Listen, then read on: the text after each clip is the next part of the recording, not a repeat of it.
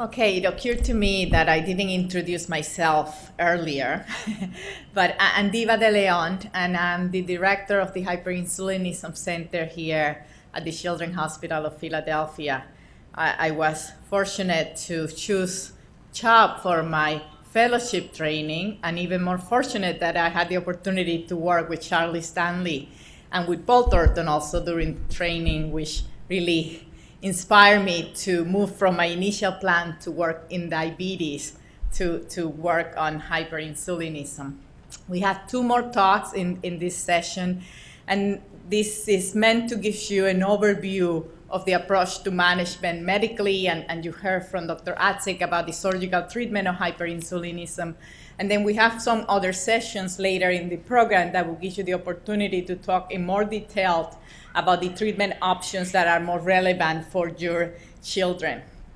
So in the next 15 minutes or so, I'm gonna talk about the current medical treatment options for hyperinsulinism. And some of these options may apply to your children, other options may not. As I said, it's an overview.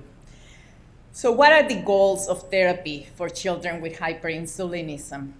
As physicians, we think about the immediate need, and the immediate need is to promptly restore the blood glucose to the normal range because we want to prevent brain damage and we want to prevent seizures in those babies. And then we think about what's next, and the midterm goals of therapy are to identify optimal treatment regimens according to the type of hyperinsulinism. So there's no one treatment that applies to every child. So the first phase of the evaluation of these children is to understand the type of hyperinsulinism, what triggers hypoglycemia, so we can design the treatment plan for that specific child.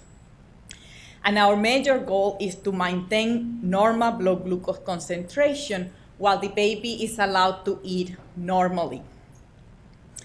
It's important to always anticipate and prevent as part of the key elements of intervention and management of children with hyperinsulinism. And to be able to do that, we need to know the diagnosis and we need to understand the type of hyperinsulinism that the child has. And then we also think about long-term, and the long-term goals are to prevent neurological damage and to promote normal life and development for that child. So these are the things that we have in mind when we first make a diagnosis of hyperinsulinism. And why, as Dr. Thornton mentioned, why do we put so much emphasis on identifying these children early? And that's because we know that a significant number of children with hyperinsulinism continue to suffer from brain damage, and that this affects not only children with diffuse hyperinsulinism that cannot be cured, but also children with focal and transient hyperinsulinism. And that speaks of perhaps the diagnosis is not being made early enough. And this is just a piece of data that was published from the group in Manchester who is here with us, showing that the rates of neurodevelopmental deficits in both permanent and transient form of hyperinsulinism. So we think that the early identification is very important so we can establish appropriate therapy, because that's going to be key to improve the developmental outcomes of children with hyperinsulinism. So what are the current medical therapies that we have available? Well, the first mainstay of therapy for hyperinsulinism is diazoxide, and most children after the diagnosis of hyperinsulinism will be treated with diazoxide. Not all of the children will respond to diazoxide, but it's important in that initial phase to determine if there's responsiveness to diazoxide, because that's one, as Dr. Stanley pointed out, is really the only medical option that we have that is effective in those children that responds. And diazoxide acts in those potassium channels that Professor Dunn was mentioning previously, so it's not effective in most children that have defects in the potassium channels. But children with hyperinsulinism, hyperammonemia can be treated with diazoxide. Children with the transcription factor defects that Professor Eller mentioned earlier can be treated with diazoxide. Some children with glucokinase hyperinsulinism, and some of the other milder forms of hyperinsulinism can be treated with disoxide, and actually some of the milder potassium channel defects can also be treated with disoxide. Disoxide is used in a range of doses, and we evaluate what the dose is necessary according to how it controls the hypoglycemia in the child. As you all know, one of the major problems for your children to take the disoxide, that is a suspension that doesn't taste that good. In other areas of the world, they have capsules, but in this country, we only have the suspension. And there are some side effects of disoxide that we monitor and follow very closely. Some of these children retain a good amount of fluids, and if in neonates and young children, we always use diuretics when we use disoxide. One of the most bothersome side effects, especially for our adolescent patients, is excessive body hair. In the young children, it can suppress appetite, and we follow very closely, although very uncommon, it can suppress to blood counts. So we follow the blood counts closely in patients that are treated with disoxide. Second line of therapy for hyperinsulinism are somatostatin analogs, or Octreotide, and some of your children are treated with this medication. And this medication has different mechanism of action, so some of the children that don't respond to disoxide may be responsive to Octreotide. But the major problem that we have with this treatment is that although in most cases there's initial response with increases in the blood glucose levels, very frequently that response is lost after a few days in therapy. Typically, Octreotide is used in those children that had already failed therapy with disoxide. The dose ranges and how you give Octreotide is very variable. Some children may be receiving Octreotide twice a day. Some other children may be receiving it 4 times a day. In some children, we'll put it through a pump, like an insulin pump, but instead of insulin, there is Octreotide. And now there are some long-acting Octreotide preparations or somatostatin analogs that can be used once a month, and I'll give you a brief overview of those. The side effects that we monitor closely for Octreotide is suppression of hormones like growth hormone and thyroid testing, and we do blood work to follow this. Some of these children have some GI side effects. We do ultrasound because a small number of patients may develop gallbladder stones when they're on therapy with Octreotide for a long time. We also follow the liver function testing. And many of you may ask, especially if you're treated here at CHOP, is how come no one offered me Octreotide after disoxide failure? And that's because in the very young neonates, we sometimes are very cautious about using Octreotide because of the risk of necrotizing enterocolitis, which is a problem that affects very small neonates.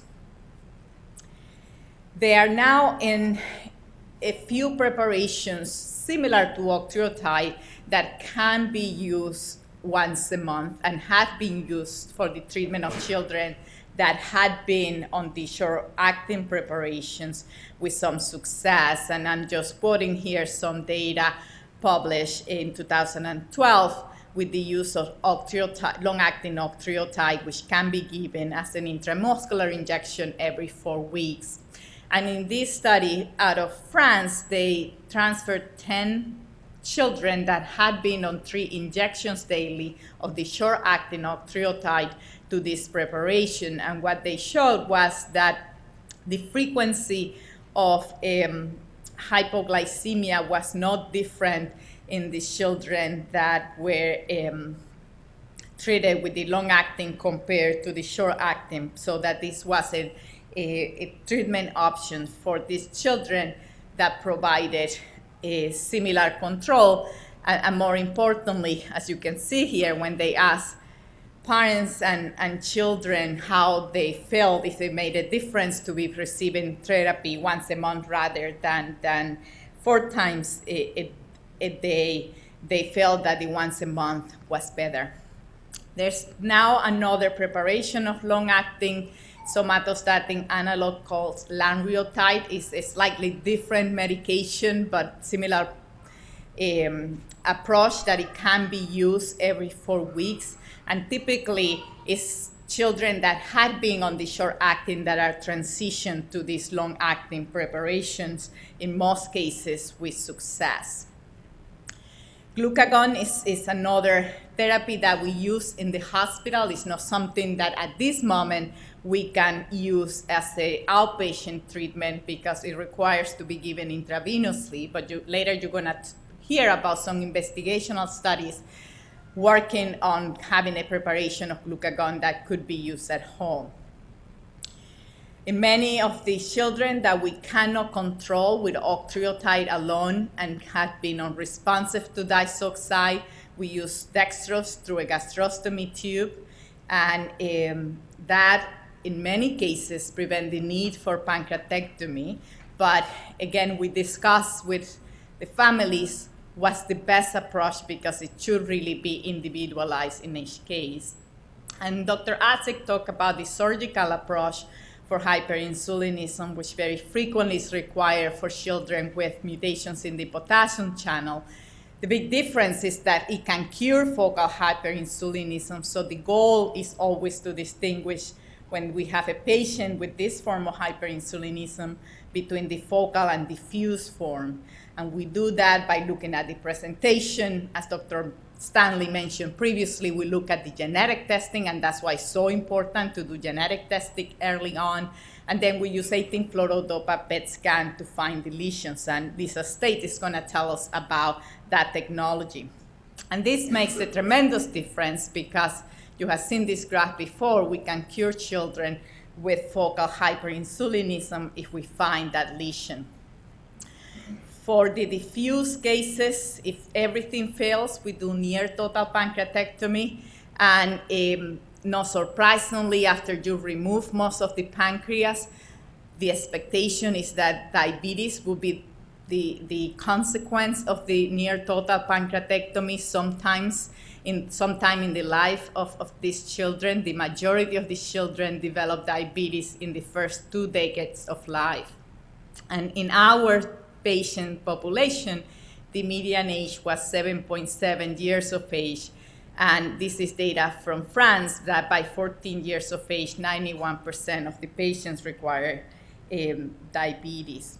Dr. Acek mentioned exocrine insufficiency. And when we did this study to look at the long-term outcomes, we learned that not every one of these children that had had near total pancreatectomy had had testing for exocrine insufficiency. So we are now making sure that this is tested more frequently. So the question is to operate or not to operate for diffuse disease, and I'm not gonna go into this. I'm just gonna mention that surgery is indicated for focal hyperinsulinism after the lesion had been localized with 18-fluorodopa PET scan. We consider surgery when the hyperinsulinism is unresponsive to any medical therapy, but it's not indicated to go and remove the pancreas without having done your homework of trying to determine if it's focal or diffuse and trying to find that lesion. I think I'm gonna stop there, and I'll be happy to answer any questions.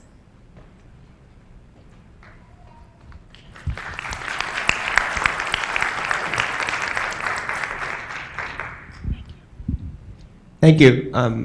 Just a question about the development of diabetes following near total pancreatectomy. So from your perspective, is there anything behavioral that can be done to forestall the development of diabetes?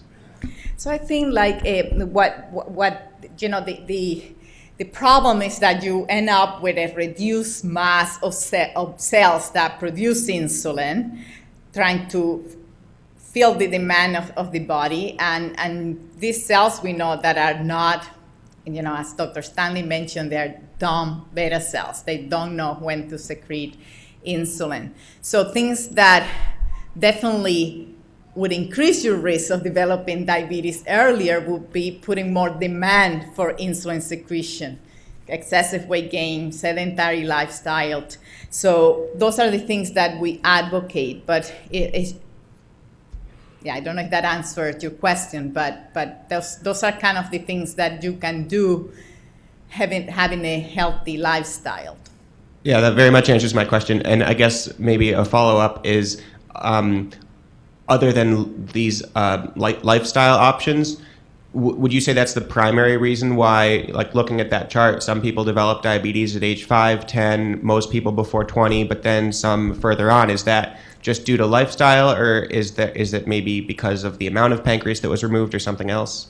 We know that, so in the study that we did, we looked at the amount of pancreas that have been removed and tried to correlate with that with the development of diabetes. And what we found is that if you have less than 65% removed, you were less likely to develop diabetes earlier in life. I think there's probably some unknown genetic factors that also increases or decreases your risk of developing diabetes, and we have a better understanding now in the population of patients with type 1 or type 2 diabetes what other modifying genetic factors, but we don't know them all. Okay, thank you.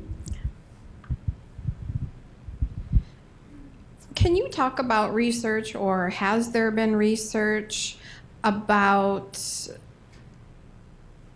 are patients possibly coming immune to diazoxide after long-term use of it? So despite continued increases in diazoxide, where someone may still be experiencing pretty severe low blood sugars, is there the possibility of becoming immune to it after an extended amount of use? That's a good question, and I think there are no reasons to think that you develop a tolerance to diazoxide.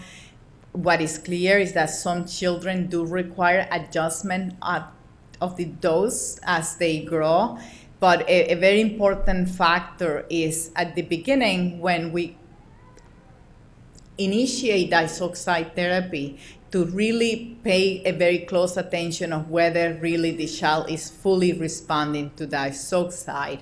And as many of you have gone through, we do a fast, so we don't only look at the blood sugars before feeding after we initiated diazoxide, but we may challenge the children with a fast to demonstrate that on the diazoxide, the blood sugar could be stable during fasting periods too.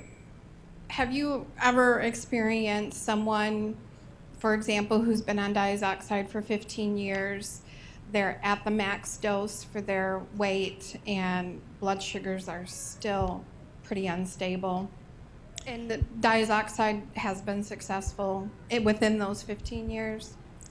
I have to say, I personally haven't seen cases that stop responding.